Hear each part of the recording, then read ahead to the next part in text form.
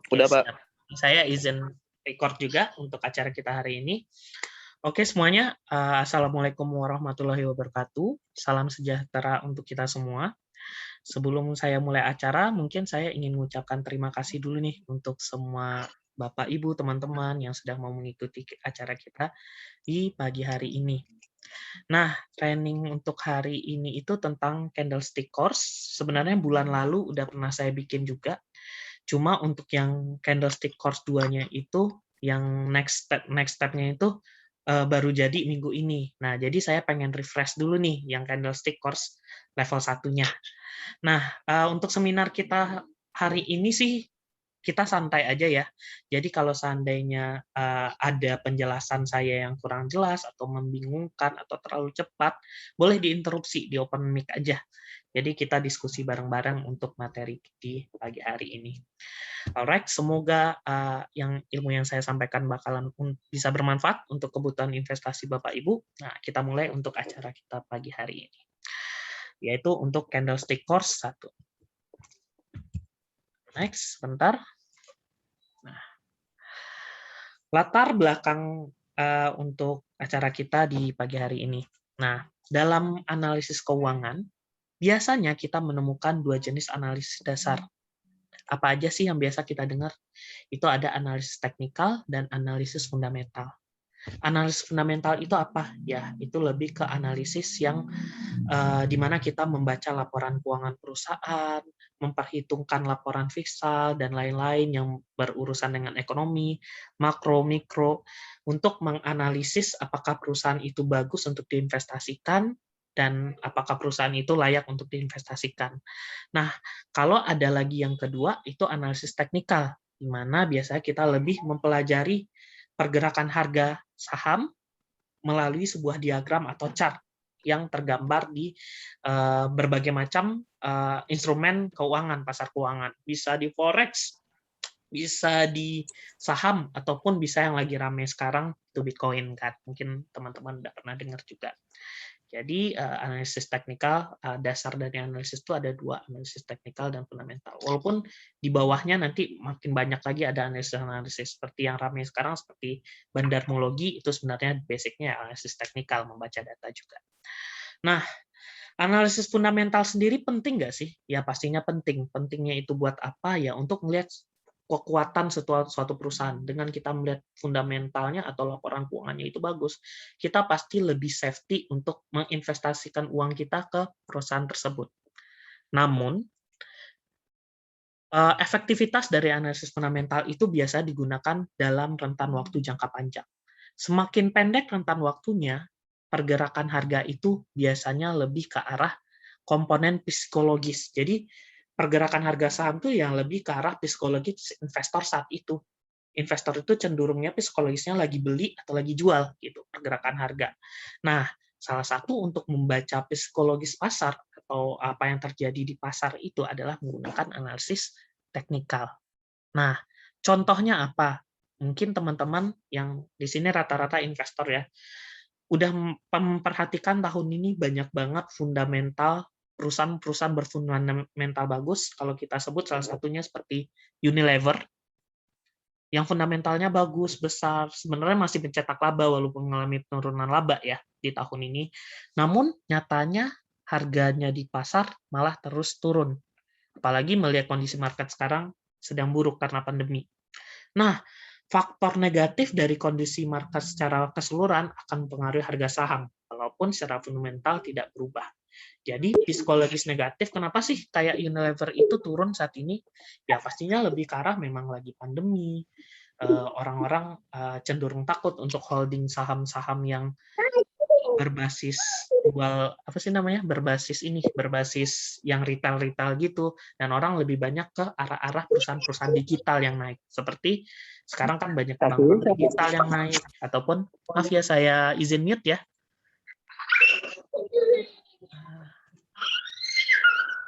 Maaf. Oke, nah kita lanjut ya. Nah, kenapa sih yang naik itu saat ini? Ya, yang naik itu pasti yang berhubungan dengan farmasi kemarin sempat.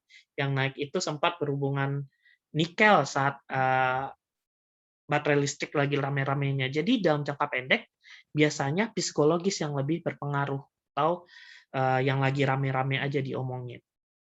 Seperti itu, kurang lebih jelas ya yang saya jelaskan untuk perbedaan analisis teknikal dan fundamental.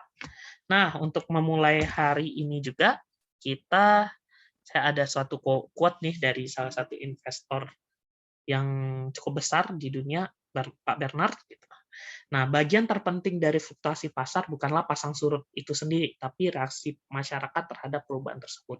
Jadi yang kita analisis kalau kita mau tahu pergerakan suatu saham, ya reaksi masyarakat terhadap suatu perubahan yang terjadi. Maksudnya ya, kalau seandainya kayak PPKM awal pandemi, lalu terjadinya PPKM, apa sih yang terjadi? Ya, respon masyarakat pas awal-awal itu ya buruk, keadaan bakalan semakin susah dan lain-lain. Orang keluar, banyak yang keluar dari pasar modal karena mengamankan uangnya. Jadinya tahun lalu saat awal pandemi mungkin teman-teman lihat pasar itu drop dalam banget seperti itu. Jadi yang kita analisis ya respon masyarakat dari terjadinya suatu perubahan. Seperti itu ya, fokus dari analisis. Nah, kita mulai nih intermezzonya dulu, sejarah dari candlestick. Ya, itu berasal dari Jepang, maaf. Dulu itu belum ada yang namanya mata uang ya seperti sekarang. Nah, biasa dulu itu di Jepang ya, yang dijadikan alat tukar itu apa? Yaitu beras. Jadi para penguasa itu pimpinan kekaisarannya mungkin ya, itu menyimpan stok beras di gudangnya, lalu memperdagangkan menjual beli kupon beras tersebut. Jadi komoditas dulu itu alat tukar itu di Jepang ya kupon beras sebelum dijadikannya uang. Nah, para penguasa menyimpan stok beras mereka di gudang lalu menjual belikan kuponnya ini sebagai alat tukar. Nah, inilah awal dari futures market pertama yaitu price futures.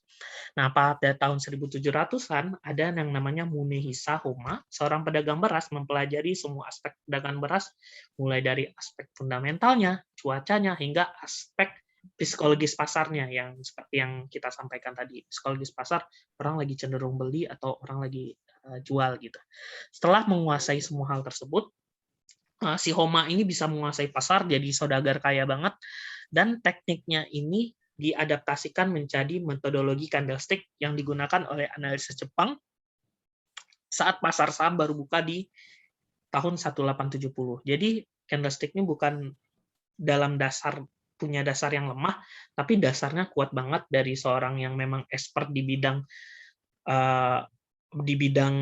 futures atau rice futures dulunya. Jadi diadopsi dan dari keilmuan yang dia buat itulah terciptanya candlestick.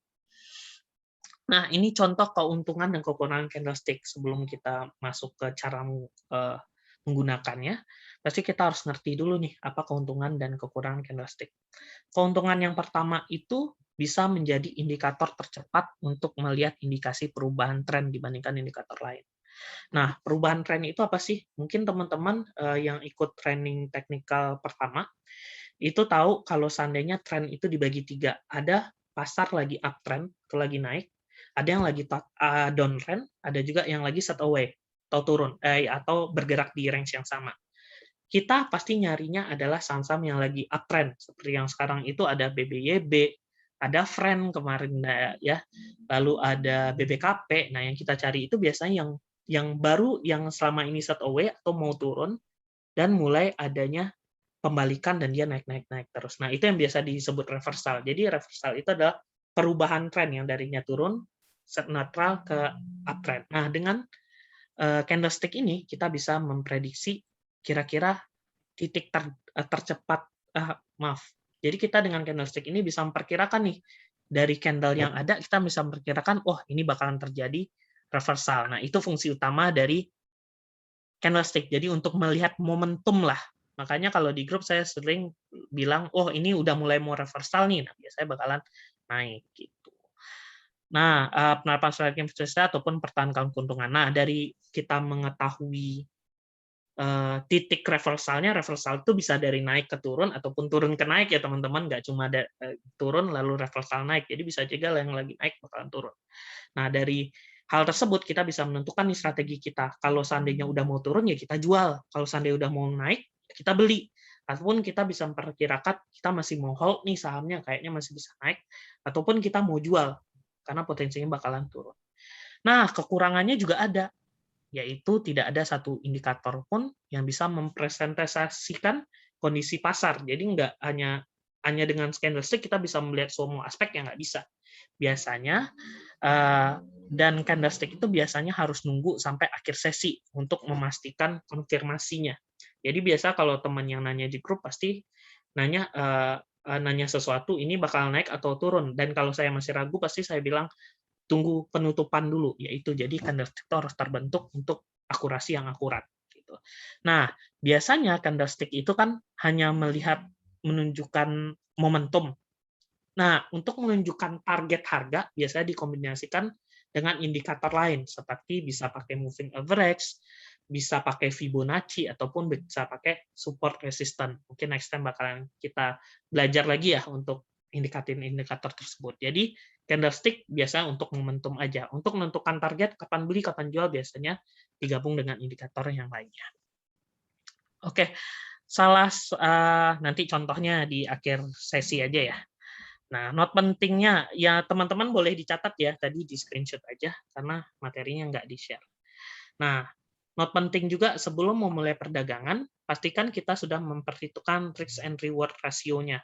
Maksudnya itu kalau kita bikin sebuah trading plan, atau kita plan masuk suatu perusahaan, ada risiko yang mau kita ambil, ada keuntungan kira-kira kita ambil berapa. Di konten IG kita sudah kita bikin, biasanya orang umumnya pakai 1:3. Jadi kalau seandainya resikonya itu 1%, ya kita ambil keuntungannya itu biasa 3%. Kalau resiko yang kita ambil 3%, ya kita ambil keuntungan 9%. Nah, contohnya itu, misalnya ketika indikasi bullish candle hammer, maka resiko yang diterima adalah bagian terendah badan candle tersebut. Setelah tahu resiko, kita bisa tentukan target harga potensial dan indikator lain seperti resistance, Bollinger Band, dan MA. Nah, mungkin saya stop share dulu. Saya izin share screen MNC Trap. Kita kasih contoh misalnya di saham BRIS. Yang dimaksud dari contoh yang tadi. Misalnya contoh di saham BRIS nih. Nah, BRIS itu tadi contohnya kan candle hammer ya. Candle hammer itu yang seperti ini. Kita sama-sama tahu ini hammer dan ini menunjukkan pembalikan arah. Ya, target resiko yang bisa kita terima ya di bawah candle yang di sini nih. Nah, kalau tembus di bawah sini, potensi ya kita harus cut loss. Berarti dari harga beli kita yang di sini, berarti resiko yang kita 2.600, berarti resiko yang mau kita terima itu mungkin cuma sampai 2540, 2.600 kurang 2540, berarti kan 60 poin. Berarti target kita itu naik 180 poin. Jadi cara bikinnya ya, mungkin entry di 2.600, cut loss-nya kalau seandainya turun di bawah 2540, naiknya tuh kita TP itu tambah 120, jadi 2720 ya, 2760 ya. Nah, 2760. Nah, target kita ya di sini. Jadi target kita pas banget dengan yang kita bikin ya. Tadi support resistance-nya 1:3. Nah, kalau kita ngikutin yang seperti itu, biasanya lebih disiplin. Kalau kita tradingnya lebih disiplin, biasanya kita lebih untung sih. Jadi kalau seandainya resikonya kecil, di bawah cuma 1%, resiko kena keuntungannya bisa 3 kali lipat gitu. Bisa orang bikin trading plan. Oke, kita lanjut untuk materinya ya. Maaf. Nah, lanjut. Nah, ini contoh dari candlestick sendiri, maaf. Nah, biasanya dalam analisis teknikal orang menggunakan 3 diagram. Ada namanya diagram garis, diagram batang, dan diagram candle. Nah, diagram garis itu diagram garis dan diagram batang itu udah jarang banget dipakai sama orang. Kalau diagram garis itu biasanya yang di chart tadi itu cuma garis-garis aja. Jadi untuk melihat harga penutupan aja. Kalau diagram batang itu nggak ada body candle-nya, jadi cuma garis lurus, lalu garis penutupan, garis pembukaan. Nah, yang biasa orang gunakan itu adalah sekarang yang namanya diagram candle, yang seperti ini. Mungkin teman-teman udah perhatikan ya. di contoh chart yang tadi. Nah, di diagram candle ini kita bisa melihat harga tertinggi, harga terendah, harga pembuka, dan harga penutup. Nah, dengan menggunakan candlestick, kita dapat menggambarkan body untuk menghubungkan harga pembuka, penutup, harga itu juga kita dapat menggambarkan pergerakan harga saham dan mengetahui sentimen itu terjadi di pasar secara lebih cepat. Kita belajar dulu cara bacanya ya. Nah, contoh kalau seandainya saham ini kebalik ya. Jadi kalau ini biasanya yang ini hijau, yang ini merah ya. Kalau biasanya saham yang lagi up, itu open-nya yang lagi hijau, itu open-nya di bawah, close-nya di atas, high di tail yang ini, low di sini. Maksudnya apa sih? Satu candle itu bisa untuk melihat pergerakan harga di satu hari. Kalau candle-nya hijau, ini maaf kebalik ya, candle-nya hijau, open-nya itu di bawah, low-nya, harga pembukanya itu di sini, harga penutupannya itu di sini, harga tertinggi yang garis panjang di atas, harga terendah garis bawah di bawah. Nah, kalau saham itu lagi turun, harga pembukanya atau warnanya merah, harga pembukanya di sini, harga tertinggi di sini, di tail ini, harga terendahnya penutupannya di sini, dan harga terendahnya sempat mencapai di titik ini. Nah, kayaknya saya share screen yang begini aja ya. Nah, contohnya di saham yang lagi rame, apa nih? BBYB misalnya ya. Nah, kalau candle-nya hijau seperti ini nih, berarti tadi kita bisa lihat pembukaannya di harga ini cara bacanya. Berarti pembukaan saham BBYB di hari Kamis itu 1230. Penutupannya di mana? Di sini. 1510. Benar ya? Berarti di 1510. Nah, itu cara bacanya. Nah, yang kalau seperti ini gimana cara bacanya? Berarti pembukaan kalau candle-nya hijau, pembukaannya di sini nih, di candle body, candle bawah 1580. Harga tertinggi sempat mencapai 1885 dan harga sempat turun juga dia ke 1500.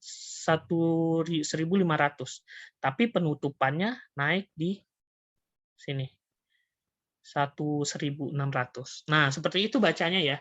Jadi satu candle itu kalau yang hijau seperti itu, yang merah mungkin kita lihat di saham Telkomsel contohnya.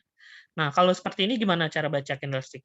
Berarti yang merah itu pembukaan ada di atas, open-nya di harga 3360, sempat naik di harga 3380, sempat jebol ke 3310, sama penutupannya ada di 3320. Nah, terus cara memprediksinya gimana? Nah, teman-teman, biasanya saya pakai logika. Kalau seandainya candle-nya seperti full hijau ini, teman-teman, misalnya di ini, nah, full hijau, berarti apa yang terjadi di pasar?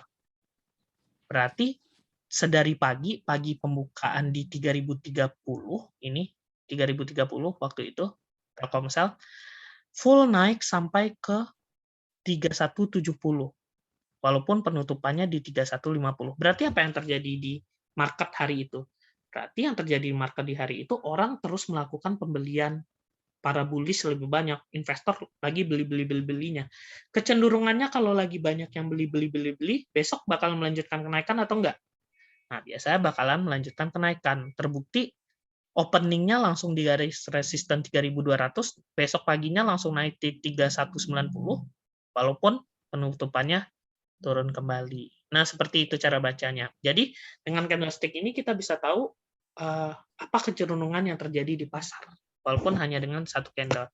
Contoh kayak BBYB tadi, berarti apa yang terjadi di candle BBYB nih? Berarti pembukaannya 1.600 sempat naik ke 1880. Berarti kan sempat full candle, full bullish bar ya dia, sempat hijau.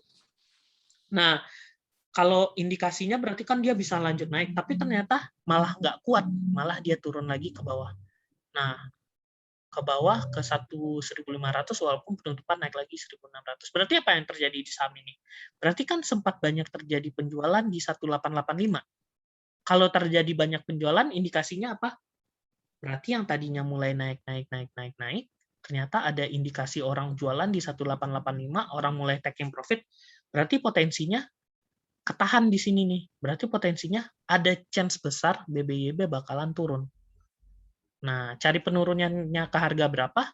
Ya, kita tarik support resisten atau garis MA, berarti potensi penurunannya besok bisa di 1124.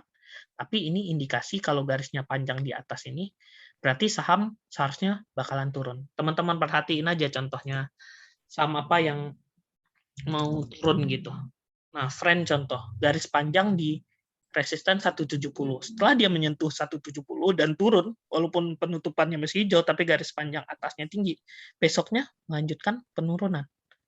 Nah, indikasi hati-hati sama perusahaan-perusahaan yang indikasinya garis tel atasnya itu panjang, yang menandakan lagi banyak penjualan. Nah, kebalikannya juga yang seperti ini. Misalnya, garis bawahnya panjang nih sampai 103, lalu mantul lagi ke atas. Berarti kan yang tadinya turun dalam, mulai terjadi pembelian kembali, nah malah besoknya biasanya bakalan ke arah yang lebih positif arahnya. Gitu. Nah, contoh nih Mas Aryo, Wood. Ini biasa ada sebutannya candle Gladstone. Nah, kayak Wood ini nih. Pagi-pagi dia sempat dari 800 naik ke 925. Berarti indikasinya gimana tuh? Lalu turun lagi di sore hari ke 830. Berarti indikasinya terjadi penjualan di 900. Berarti di area 900-925 ini orang-orang udah mulai jualan. Nah, untuk naik ke 900 ini bakalan agak terhambat pastinya. Karena orang pasti agak mulai takut dan pasti banyak ya pasti investor-investor bakalan taking profit untuk next-nya di 900. Nah, disitulah ada keseimbangan harga baru. Nah, kuncinya itu nanti ada juga support resisten untuk melihat supportnya di 800 dan kekuatannya di 800. Semoga kalau nggak turun di bawah 800 ya mungkin dia bakalan tertahan di sekitar sini. Nah, seperti itu sih. Ini indikasi aja ya, tapi masih banyak lagi yang pelajaran ke depannya. Cuma biasanya kalau garis panjang ini umumnya menandakan penurunan. Nah, contoh trim nih. Ya betul, Mas. Trim, benar ya? 2338 langsung jebol lagi ke support 200-nya.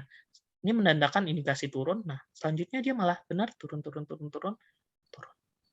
Jadi teman-teman berhati-hati di saham-saham seperti ini. Nah, ya Mas Aryo. Jadi biasanya ini lebih efektif. Oke, lanjut ya seperti itu ya kurang lebih ya. Terlalu panjang kita di sini. Kebalikannya yang garis panjangnya di bawah. Tapi yang seperti itu juga harus dilihat trennya. Kalau semakin banyak naik saham itu lagi terbang-terbangnya lalu ada garis panjang seperti itu, biasanya besoknya lebih besar kemungkinan untuk turun. Kalau turunnya lagi saham lagi turunnya lalu ada garis panjang ke bawah, itu menandakan reversal yang sangat kuat. Nah, nanti kita next. Selanjutnya, yang penting udah ngerti dulu nih cara baca candle-nya. Nah, lanjutnya body berfungsi untuk melihat rentan harga antara open dan close. Nah, trend body akan menunjukkan harga penutupan lebih tinggi harga pembukaan pada suatu sesi. Ini kurang lebih hampir sama dengan yang saya jelaskan. Jadi satu sesi perdagangan dapat menunjukkan satu rentan waktu tersebut. Sesuai kebutuhan kita bisa bulanan, mingguan, harian, bahkan per jam atau menit. Nah, teman-teman juga perlu perhatikan kalau ini kan di MNC itu ada daily, weekly, monthly, minute, sama tick atau detik. Jadi sesuai kebutuhan. Kalau seandainya teman-teman mainnya itu seminggu, 2 minggu, sebulan, pakainya yang daily untuk memprediksinya. Tapi kalau benar-benar mau cepat banget, mau sehari tektok saham, ya pakainya di menit. Biasanya bakalan saya pakai di 3 menit. Nah, seperti ini. Nah, contohnya yang saya pakai kemarin kayak di MNCN. 3 menit kita jauhin ya. Nah, kalau teman-teman lihat di grup di jam 10 pagi nih, jam 10 pagi saya info kalau seandainya dia break 830 potensi ke 850 860. Benar ya, karena saya lihat nih udah sempat menyentuh 830 dia turun dan keseimbangan harga baru. Benar pas break 830 ya dia naik sampai 850. Nah, kayak gitu. Jadi untuk candlestick pun disesuaikan penggunaannya dengan kebutuhan teman-teman. Kalau seandainya jangka panjang banget ya bisa aja pakai satu candle itu yang sebulan. Jadi sebulan ini pergerakan harga satu candlenya gimana. Bisa juga per minggu. Kalau seandainya lebih pendek lagi time frame-nya. Tapi kalau untuk tahunan biasanya per bulan. Untuk swing trade beberapa bulan atau satu tahun biasa bisa pakai weekly. Kalau mainnya beberapa bulan biasa bisa pakai daily atau beberapa minggu. Nah, sesuai kebutuhan. Lanjutnya Satu garis menunjukkan satu rentan waktu sesuai kebutuhan kita. Nah, garis yang memanjang di atas bawah disebut upper shadow. Yang ini disebut upper, di sini disebut shadow, lower shadow. Gambaran singkat tentang siapa yang memenangkan persaingan bull dan bear. Ini boleh di screenshot aja. Sebenarnya ini kurang lebih seperti yang saya jelaskan tadi. Gitu. Boleh di screenshot, dibaca sendiri. Nah, yang ini dalam satu diagram candlestick kita mampu menggambarkan pemikiran para pedagang investor terhadap saham pada masa waktu tertentu. Seperti yang saya jelaskan tadi ya, dengan memahami satu candle ini kita bisa mikir nih, oh kira-kira saham ini lagi banyak yang beli nih, orang-orang lagi pada takut. Walaupun nanti dilihat juga sisi lain kayak dari berita dan lain-lain ya. Ini ada yang lagi tanya di chat. Oh, mau SS Thomas kecepatan. Maaf Mbak Okta, Mbak Cimut. Udah SS?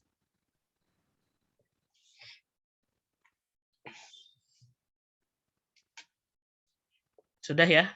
Nah, kita lanjut ya. Nah, jadi dalam satu candle itu kita bisa ngerti nih pemikiran orang lagi banyak beli atau lagi banyak jual, atau orang candlenya nggak bergerak, cuma segaris doang candlenya, berarti orang masih butuh konfirmasi, nggak melakukan apa-apa. Nah, di situ kita lihat semakin besar badan candle, yang badan candle yang hijau atau merah ini, maka semakin kuat opini yang terjadi di saham tersebut. Jadi kalau opininya itu panjang-panjang gitu, candle-candlenya bentuknya berarti kuat itu apanya sih kecenderungannya. Tapi kalau seandainya tipis-tipis, bodinya kecil-kecil-kecil, berarti itu saham belum bakalan bergerak sih.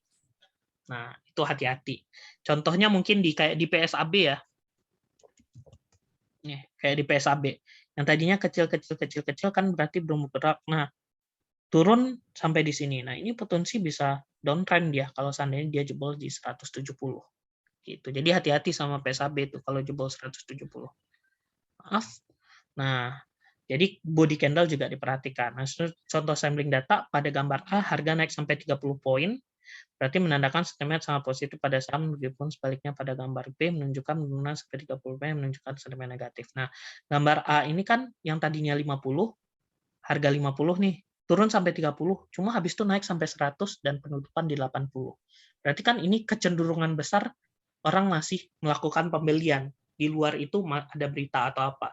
Tapi orang-orang lagi banyak beli nih, kemungkinan sahamnya bakal naik. Cuma kalau di saham B, di gambar B, kita perhatikan pembukaannya di 80, sempat naik 100, turun 30, naik lagi 50 di penutupannya. Berarti kan ini kecenderungan orang lebih banyak yang lagi jualan. Dan kalau banyak orang jualan, biasanya trading dan investor itu ada kecenderungan sikap herding gitu. Jadi herding itu jadi ngekor gitu. Kalau lagi banyak yang jual ya mereka biasa pada lepas. Nah, pada gambar A menunjukkan tekanan pembelian mengangkat harga sampai 100 walaupun ditutup 80 seperti yang saya jelaskan tadi. Ini boleh dibaca aja. Kurang lebih seperti yang saya jelaskan lagi tadi. Nah, titis harga pembukaan sangat penting di analisis candlestick karena ini yang di note karena biasanya akan menentukan pergerakan saham di sesi sepanjang sesi tersebut. Harga pembukaan market biasanya harga akan berpengaruh dengan berbagai berita selama market tutup. Maka dari itulah kenapa biasanya 1 jam pertama lebih ramai dibandingkan jam-jam berikutnya. Jadi kalau kita perhatikan bursa itu kan pasti ada jam tutup ya. Kalau kita kan buka jam 9, tutup jam 3 sore. Nah, selama jangka waktu 3 sore sampai besok pagi jam 8 itu ada berita nggak kira-kira? Ada ya pasti ya. Nah, berita ini biasanya bakalan berpengaruh dan terrefleksinya itu di pagi hari saat pembukaan. Misalnya contoh saham Bank BRI yang tadinya turun gitu kan, tiba-tiba di malamnya ada berita kalau Bank BRI mendapatkan keuntungan besar gitu atau apalah berita positifnya. Besok pagi kira-kira harganya bakalan meloncat nggak? Nah, biasanya bakalan terbang. Nah, itulah titik harga pembukaan itu juga sangat penting untuk melihat arahnya pergerakan saham di sepanjang waktu sesi tersebut. Nah, BTPS juga. Nah, contoh BTPS tuh. Nah, pelaku pasar catatannya pelaku pasar mengawali perdagangan dan profesional mengakhirinya. Jadi sebenarnya kalau teman-teman perhatikan, yang ramai di bursa itu adalah pembukaan dan penutupan. Kenapa pembukaan itu? Karena itu adalah refleksi dari selama jam tutup market, apa aja yang terjadi di pasar, itu bakal terrefleksi harganya, bakalan bergerak sesuai dengan berita-berita yang terjadi dan apa yang update-update terbaru di pasar. Nanti terbentuk harga yang baru. Dan penutupan. Kenapa penutupan? Karena penutupan ini biasanya menunjukkan konfirmasi. Gitu. Nah, pepatah sering berkata pasar modal karena biasa di akhir sesi lah para pelaku mengubah posisi portofolionya. Kenapa? Contohnya nih ya, di saham BBYB kemarin aja, karena lagi rame. Nah, kalau seandainya kita nggak peduli sama penutupan, bisa aja awal-awal pagi kan sempat terbang di 1885 nih sahamnya. Banyak yang beli di 1885. Kita lihat aja di contohnya di BBYB ya, berapa banyak sih orang beli tuh. 12 miliar di 1880. Berarti kan banyak banget nih orang-orang yang FOMO, yang beli-beli di harga atas. Tapi tetap aja yang menentukan penutupan itu kan big player-nya. Nah, biasa big player, para MI, para orang-orang punya uang kapital besar. Nah, kalau mereka mau merasa, wah harganya ketinggian, biasa di penutupan mereka bakalan hajar. Makanya setelah 1880, kecenderungan ke sore malah turun ke 1600 lagi. Nah, biasanya makanya kenapa saya bilang sore itu biasanya makanya saya bilang kalau seandainya harga itu terlalu tinggi atau saya nggak bisa prediksi, ya tunggu penutupan candle sore, karena biasanya orang-orang itu mengambil keputusan di sore hari, para pemain besar itu. Nah, kalau candlenya seperti ini ya gimana? Orang-orang yang beli di sini ya berbahaya karena potensinya turun. Gitu. Perhatikan penutupan sore karena itu melihat komitmen. Contoh yang lain, misalnya saat BBYB di penutupan sorenya di 3 hari lalu berhasil break 1000 dan mempertahankan harganya ya. Berarti kan ini komitmen nih orang-orang pemain besar itu untuk melanjutkan harga karena dia berani untuk menembus pergerakan harga yang baru seperti itu, dan kemungkinan ya selanjutnya bakalan bergerak di pergerakan range harga lain dan melanjutkan kenaikan. Nah, inilah dibaca aja, perhatianlah saat pembukaan penutupan market adalah periode yang lebih fluktuatif dan tidak mudah ditebak. Jadi berhati-hati di pagi dan sore hari, tapi walaupun berhati-hati, tetap biasanya momentum adanya di situ, di pagi dan sore hari.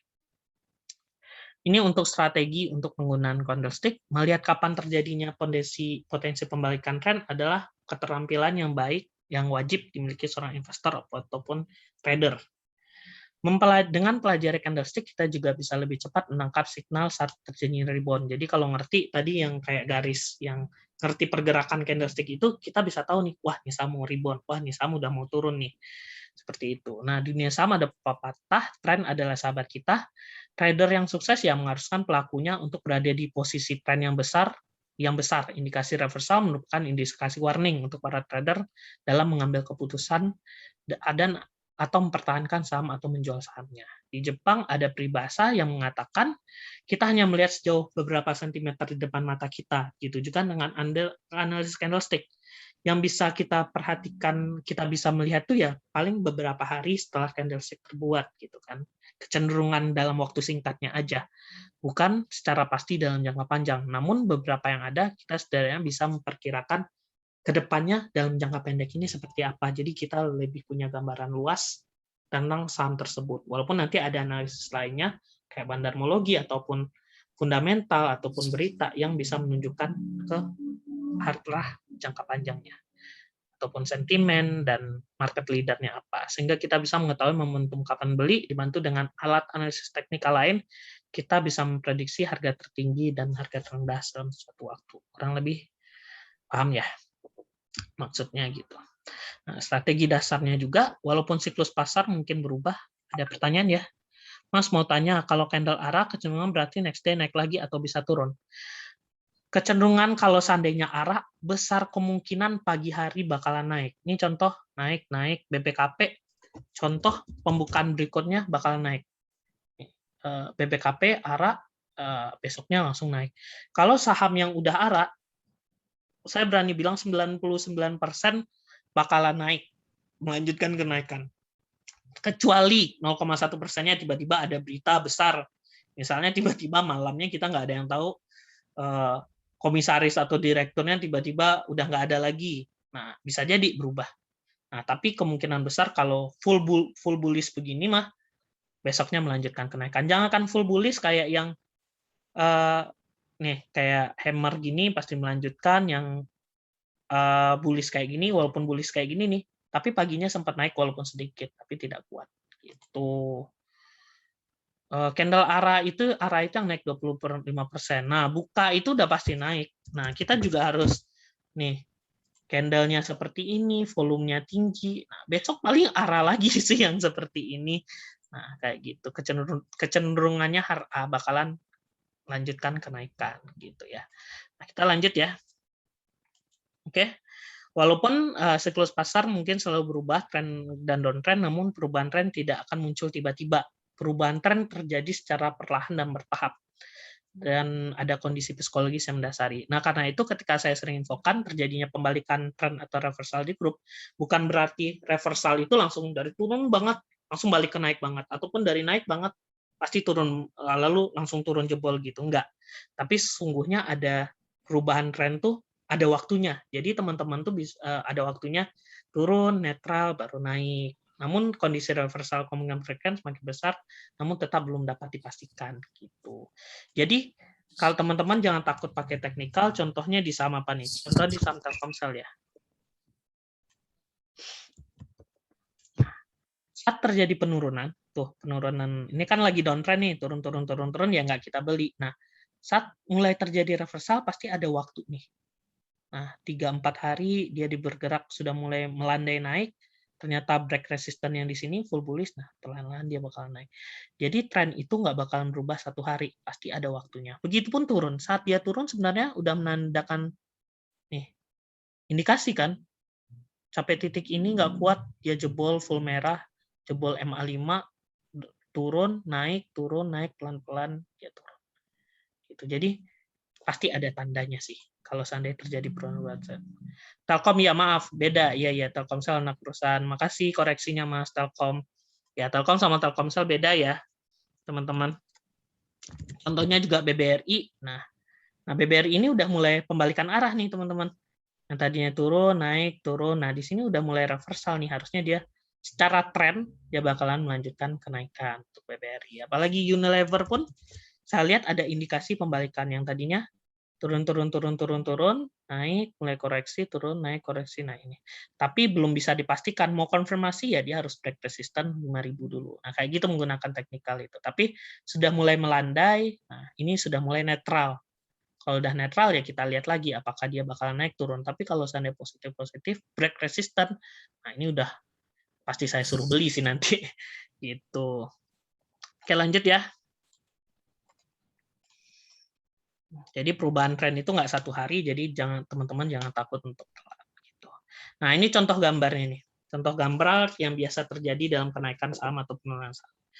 Perubahan tren adalah perubahan kondisi psikologis pasar dalam kondisi uptrend seperti C. Ini contoh C nih. Nih pasti naik, mencapai harga tertinggi, sempat turun, naik lagi. Nah, itu biasa kita sebut dengan retrenchment atau konsolidasi, pembalikan sementara. Teman-teman bisa baca juga di bawah ini. Bull, pembeli sedang menguasai pasar di sini. Para pembeli optimis sedang mengumpulkan kekuatan dan membeli suplai yang tersedia. Jadi mereka beli terus tuh suplai yang ada dan mendukung harga saham untuk terus naik. Harga saham naik. Tapi pasti ada ketika di harga itu udah terlalu cepat naik, pasti ada penurunannya sedikit. Retracement itu. Jadi para bull ini stop dulu beli barangnya untuk sementara biar bisa dia beli lebih murah. Habis itu baru dia naik lagi. Tapi kelanjutannya kalau sudah naik-naik ini pasti ada, kalau kita belajar psikologis trading, nah pasti ada euforia, gimana kayak contoh kayak KF kemarin, naik terus sampai mencapai titik di mana sudah tinggi banget, euforia banget, ataupun seperti Bitcoin kemarin lah, euforia banget. Nah, saham itu bakalan turun. Malah jebol titik supportnya harusnya jadi titik retracement pembalikan. Nah, kalau udah jebol titik retracement pembalikan satu, itu udah lepas saja, udah wajib lepas. Nah, itu udah mengindikasikan untuk downtrend biasanya, mengambil keuntungan sehingga retracement berubah menjadi pembalikan tren yang hampir tak henti. Contohnya ya, contoh yang paling gampang tuh ya kayak KF dulu lah. KF itu kalau kita lihat beberapa bulan yang lalu, tahun lalu gimana? Naik-naiknya parah ya. Naik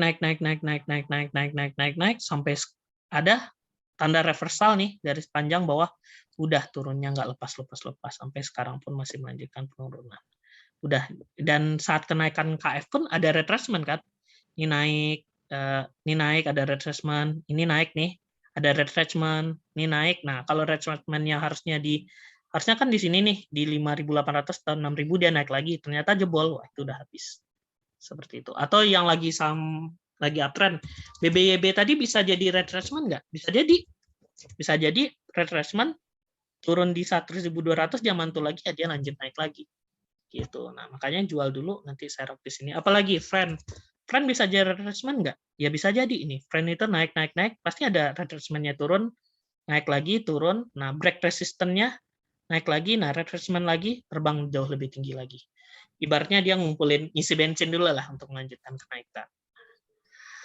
Pertanyaan dari Bu Dewi, itu kalau udah mulai reversal 45 hari bisa jadi downtrend lagi nggak, Mas? Biasanya perubahan tren itu nggak secepat itu sih, Bu.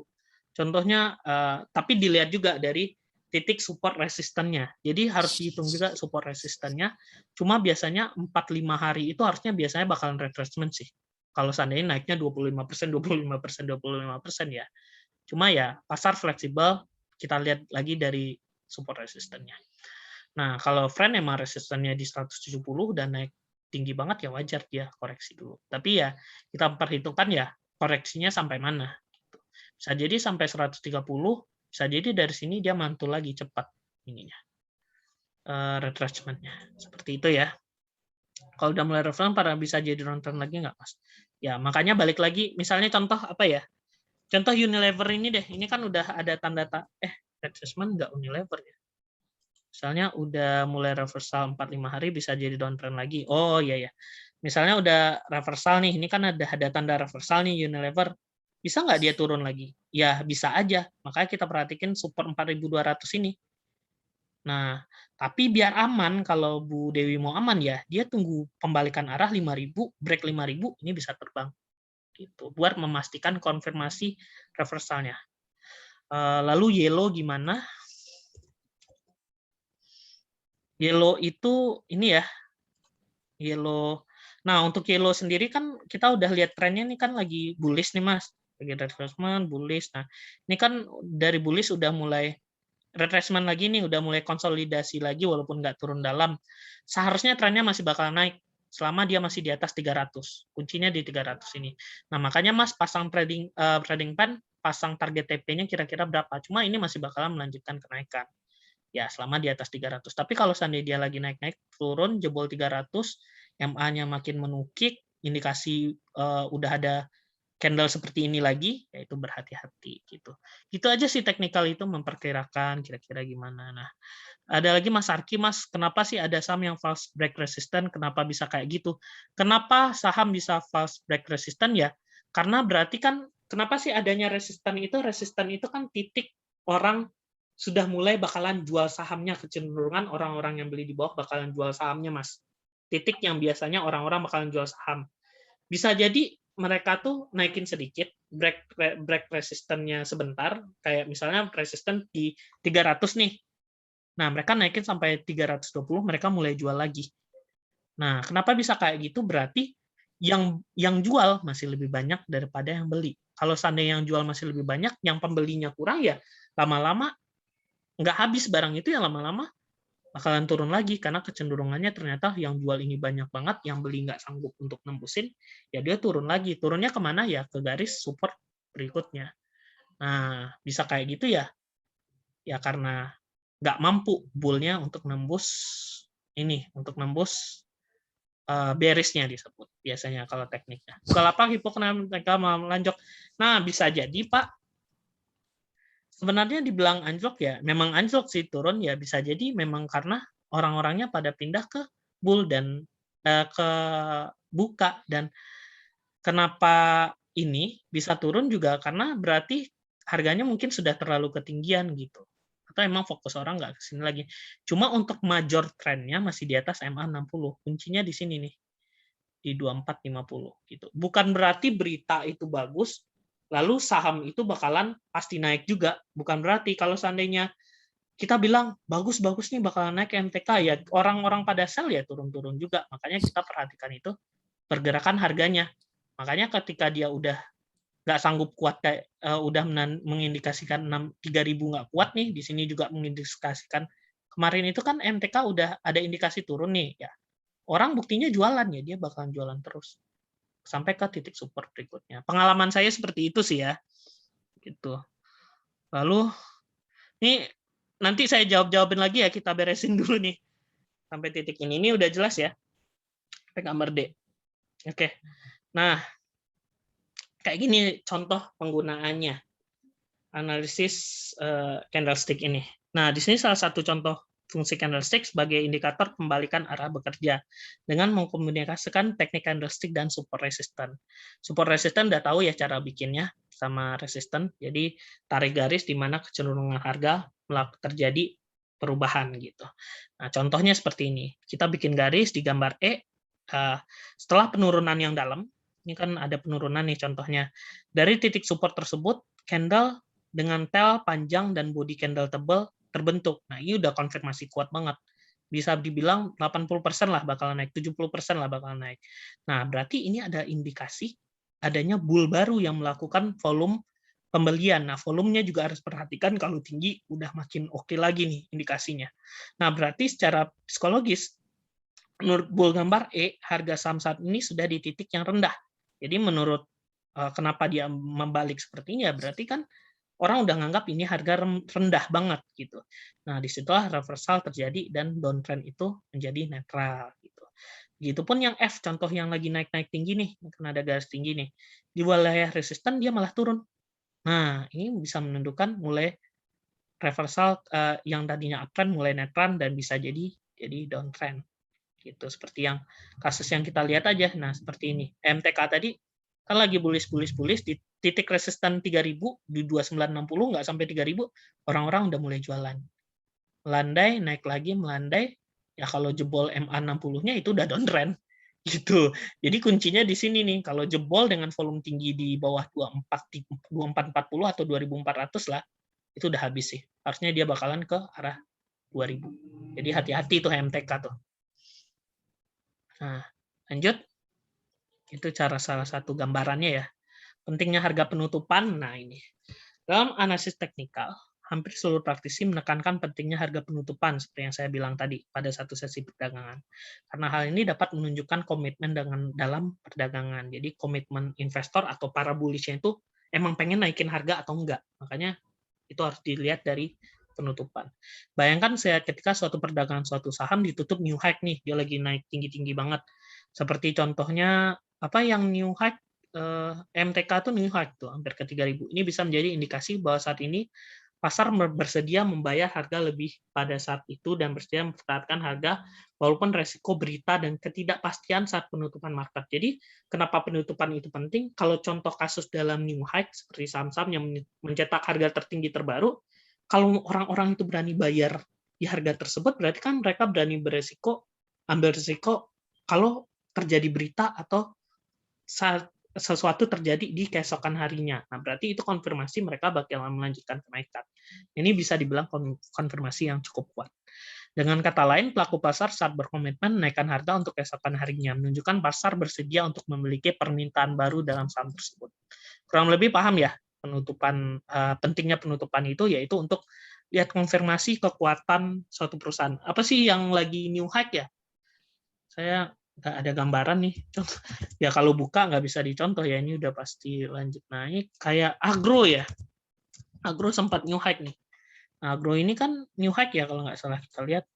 Ya, agro new high.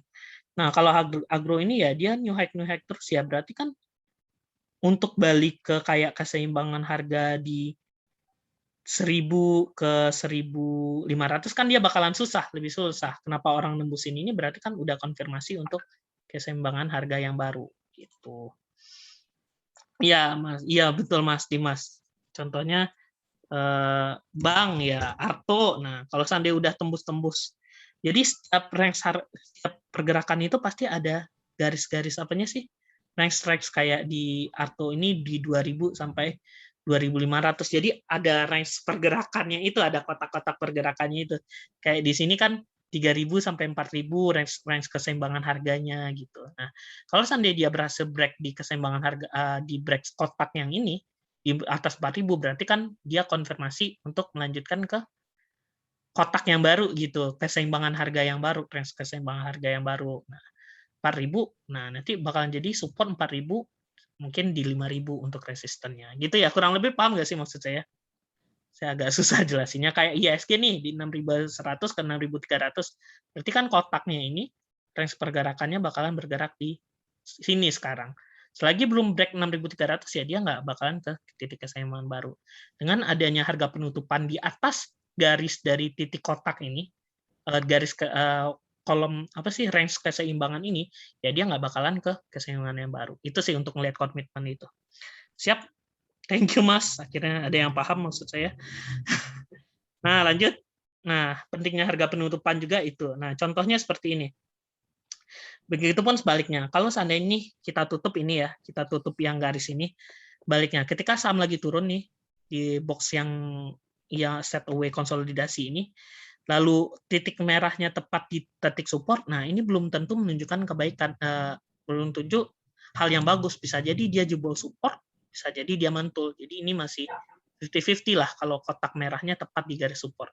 Tapi kalau seandainya menembus dari support, lalu ada garis tail panjang, lalu balik lagi ke atas masuk ke arah kolom keseimbangan ini, ya itu biasanya orang bakalan lebih cenderung berkomitmen untuk mempertahankan harga di sini dan biasa bakalan cenderung lebih naik. Jadi perhatikan juga ya range keseimbangan harga gitu.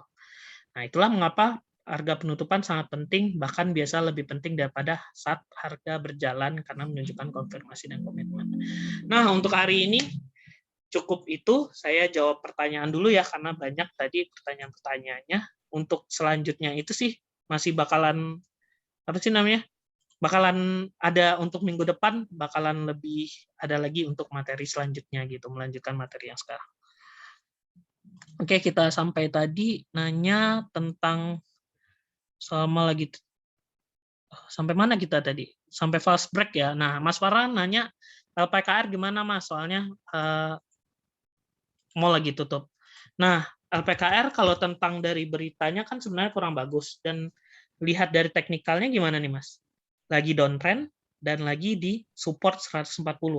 Lagi di box 140 sampai 160 nih, Mas. Berarti kan masih set away. Nah, kalau Mas memang percaya sama LPKR, jujur belum ada konfirmasi bakalan naik nih, Mas. Tapi kalau seandainya Mas percaya sama LPKR, ya boleh. Ini udah titik support. Cut loss kalau seandainya dia jebol 140 dengan support yang tinggi, dengan volume yang tinggi. Tapi kalau dia mantul dan nembus 160, wah itu bisa terbang kayak contoh kayak BTPS kemarin. Nah, BTPS saya pas dia break 2.300, ingat nggak? Di grup. Saya buka grup dulu ya. Mana grup kita? Wah, WA-nya lama. Boleh itu di-search di grup aja ya, teman-teman ya. Di-search di grup, pas BTPS 2.300 kan langsung saya notice di live trading, dan saya bilang kalau break 2.300 dia bakalan terbang. Nah, betul ya. Langsung terbang dia. LPKR bisa nggak kayak gitu? Ya bisa aja. Tapi intinya ya dia harus break mantul dari 1.400, minimal mantul dulu di MA yang di sini nih. Resisten di 150. 150, nah dia bisa lanjut 160, break 160 itu udah uptrend. Gitu Mas. Jadi untuk sekarang sih belum terkonfirm, semua sudah disupport untuk LPKR. Apakah boleh dibeli? Ya boleh kalau mau percaya sama LPKR dan percaya dengan LPKR dan bakalan naik gitu. Kalau saya sih, saya nunggu konfirmasi dulu. Gitu. Saya suka BGTG. Ini nggak nanya ya Bu Vegi ya, Mas. Kalau gambar E merah, kalau gambar E merah tetap indikasi naik. Maaf, gambar E itu yang saya cari lagi ya. Nah, gambar E ini berarti bisa jadi ini kan kuat nih Mas. Berarti bisa jadi dia netral, dia bakalan perlahan-lahan naik. Biasanya bakalan naik sih. Kalau seandainya dia itu udah jauh banget turunnya, mantul dari support, biasanya kemungkinan besar berani bilang saya 70% bakalan naik. Atau netral dulu gitu. Kalau turunnya udah sangat dalam. Jadi candle bullish ini semakin bekerja. Kalau seandainya udah turun dalam banget, semakin dalam penurunan, lalu ada candle reversal bullish, itu semakin kuat biasanya potensi untuk pembalikan arahnya. Gitu. Nah, selanjutnya ada pertanyaan dari siapa lagi?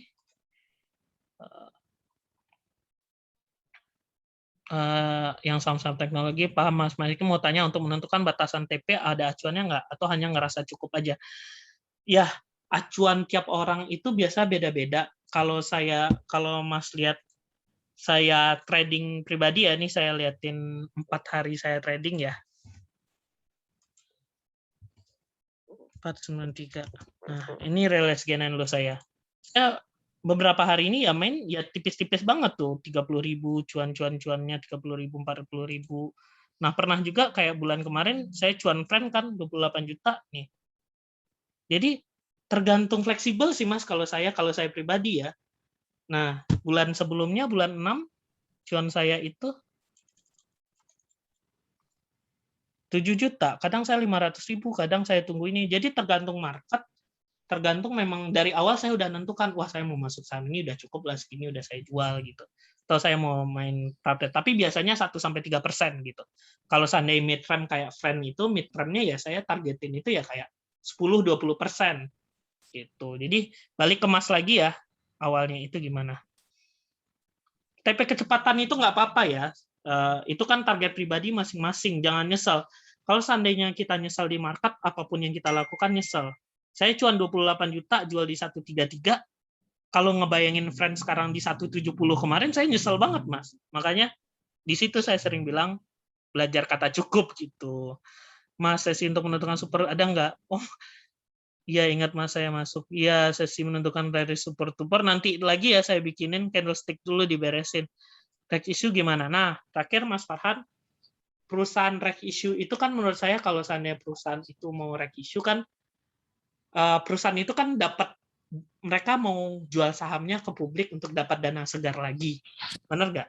Nah, biasanya kalau seandainya sahamnya perusahaan reg issue, biasa mereka bakalan naikin harga sahamnya sih.